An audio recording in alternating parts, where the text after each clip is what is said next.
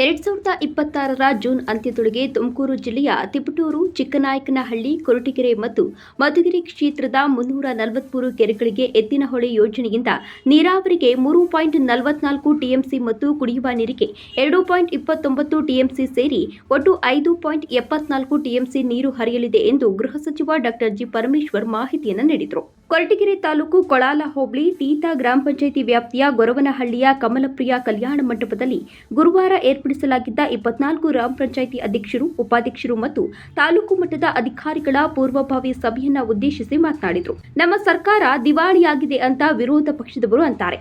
ಹಿಂದಿನ ವರ್ಷದ ಬಜೆಟ್ 3,71,000 ಕೋಟಿ, ಪ್ರಸ್ತುತ ವರ್ಷದ ಬಜೆಟ್ ಗಾತ್ರ 4,09,000 ಕೋಟಿ. ಬಜೆಟ್ ಹೆಚ್ಚಾಗಿದ್ದು ವಿರೋಧ ಪಕ್ಷಗಳಿಗೆ ಗೊತ್ತಿಲ್ಲವೇ? ಎತ್ತಿನಹೊಳೆ ಯೋಜನೆಯ ನೀರಾವರಿ ಮತ್ತು ಕುಡಿಯುವ ನೀರಿನ ಯೋಜನೆಯ ಅಭಿವೃದ್ಧಿಯ ನನ್ನ ಹೆಜ್ಜೆ ಗುರುತು ಸಾಕ್ಷಿಯಾಗಿ ಉಳಿಯಲಿದೆ ಎಂದರು.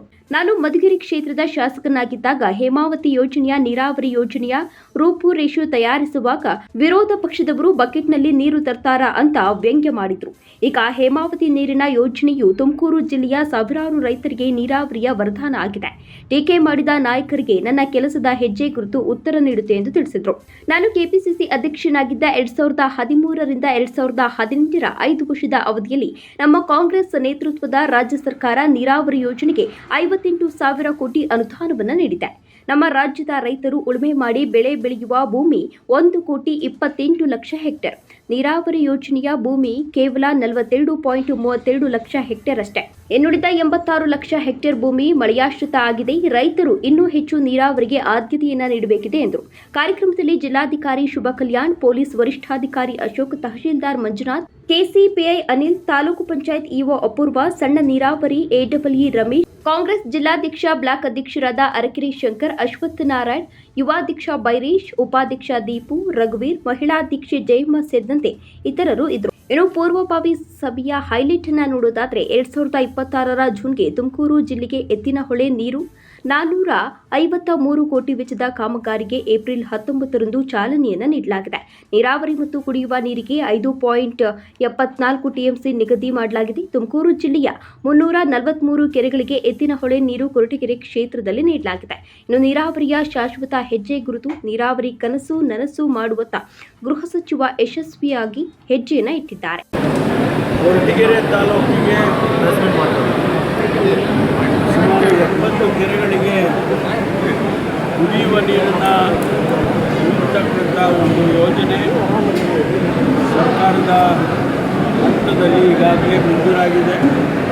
ಸುಮಾರು 288 ಕೋಟಿ ರೂಪಾಯಿ ಇದಕ್ಕೆ ಅನುಮತಿಯನ್ನು ಕೊಟ್ಟಿದ್ದಾರೆ. ಸಂಪುಟದಲ್ಲಿ ಕೂಡ ಅನುಮತಿ ಆಗಿದೆ, ಸರ್ಕಾರಿ ಆದೇಶ ಆಗಿದೆ. ಅದಕ್ಕೆ ಚಾಲನೆ ಕೊಡೋದಕ್ಕೆ ಕೆಲಸಗಳನ್ನು ಪ್ರಾರಂಭ ಮಾಡೋದಕ್ಕೆ 19ನೇ ತಾರೀಕು ಒಂದು ಕಾರ್ಯಕ್ರಮವನ್ನು ಏರ್ಪಾಡು ಮಾಡಿದ್ದೇವೆ. ಈ ಭಾಗದ ರೈತ ಸಮುದಾಯದ ಎಲ್ಲರೂ ಕೂಡ ಕಾರ್ಯಕ್ರಮಕ್ಕೆ ಬರಬೇಕು. ಯಾರ್ಯಾರು ಬೆನಿಫಿಷಿಯರೀಸ್ ಫಲಾನುಭವಿಗಳಿದ್ದಾರೆ ಅವರೆಲ್ಲರೂ ಕೂಡ ಭಾಗವಹಿಸಬೇಕು ಅಂತೇಳಿ ಇವತ್ತು ಪೂರ್ವಭಾವಿ ಸಭೆಯನ್ನು ಮಾಡಿದ್ದೇವೆ. ಬಹುಶಃ ಈ ಭಾಗಕ್ಕೆ ನಮ್ಮ ತಾಲೂಕಿನ ನಮ್ಮ ಕ್ಷೇತ್ರಕ್ಕೆ ಮಧುಗಿರಿ ಪುರವರನ್ನು ಸೇರಿ ಸುಮಾರು 106 ಕೆರೆಗಳು ನಮ್ಮ ಕ್ಷೇತ್ರದಲ್ಲಿ ಕುಡಿಯುವ ನೀರಿಗೆ ಆಗುತ್ತೆ.